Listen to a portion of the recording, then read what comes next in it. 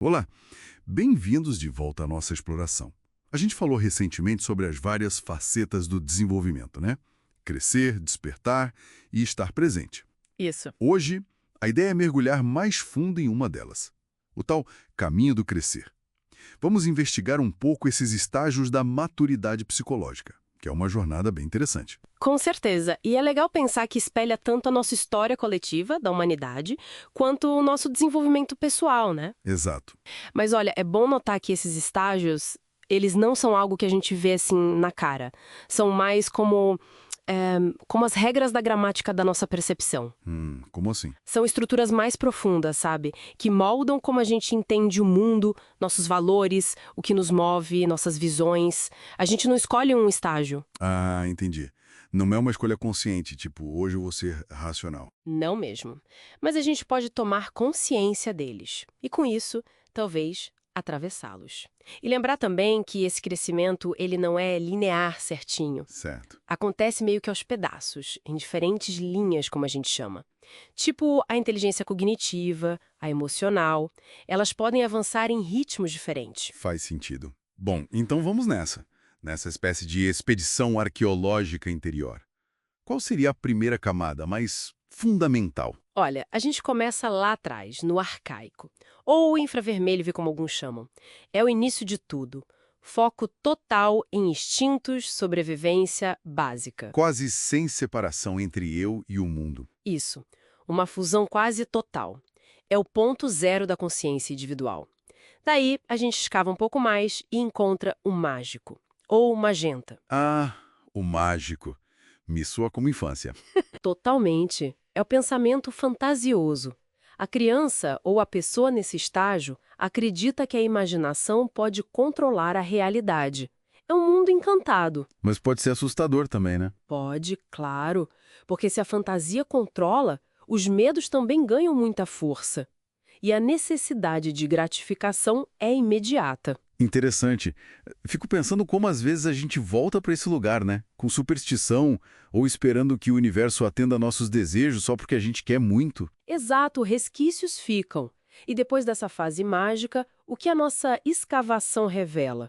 Daí surge o mágico mítico, com aquele impulso mais egocêntrico, né? A criança descobrindo que pode mexer no mundo, buscar o que quer, é a fase do eu quero. E esse ponto é bem interessante porque marca o começo da diferenciação, né?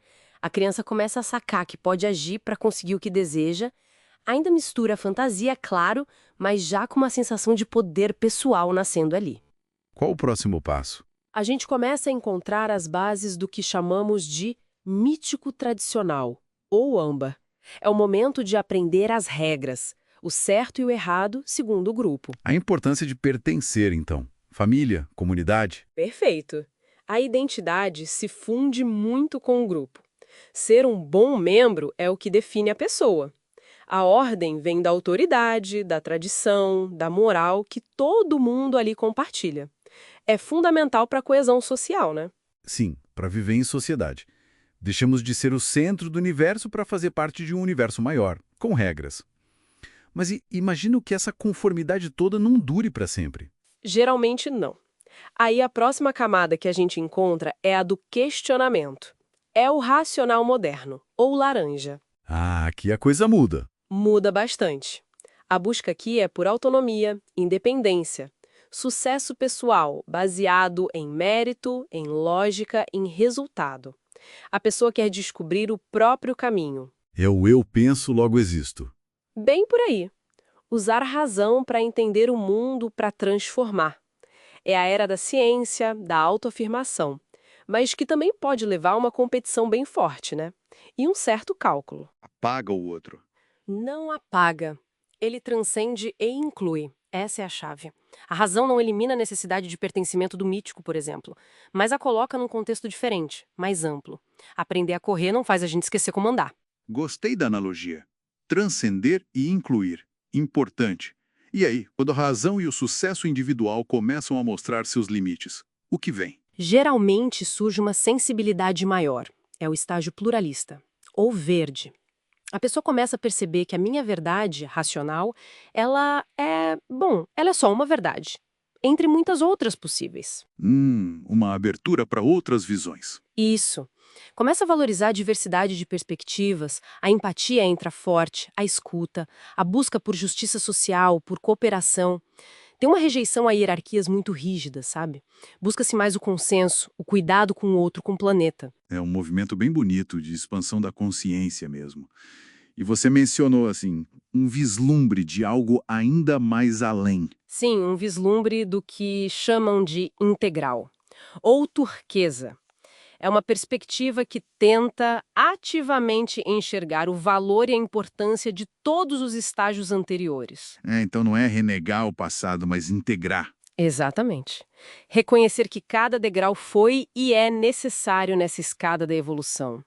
O integral busca juntar razão com emoção, o indivíduo com o coletivo, ciência e espiritualidade, numa visão mais complexa, mais abrangente da realidade. Uau! Mas essa jornada toda, você disse que não é linear.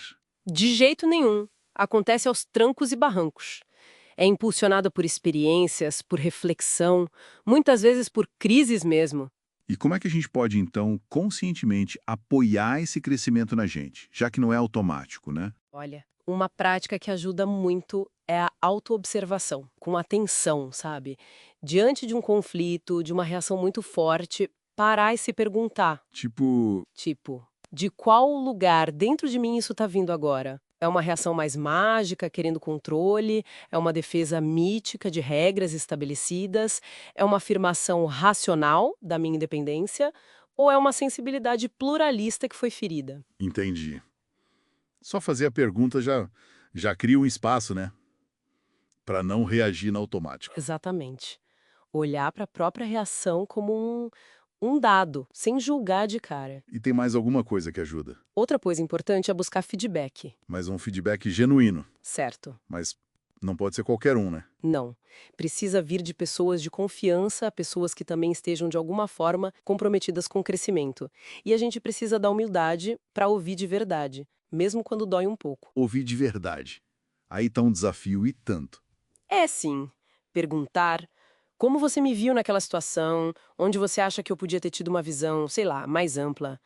É desafiador, claro, especialmente se o nosso centro de gravidade, aquele estágio que mais influencia a gente no dia a dia, ainda valoriza muito ter razão ou defender uma identidade fixa. Essa humildade para escutar é crucial.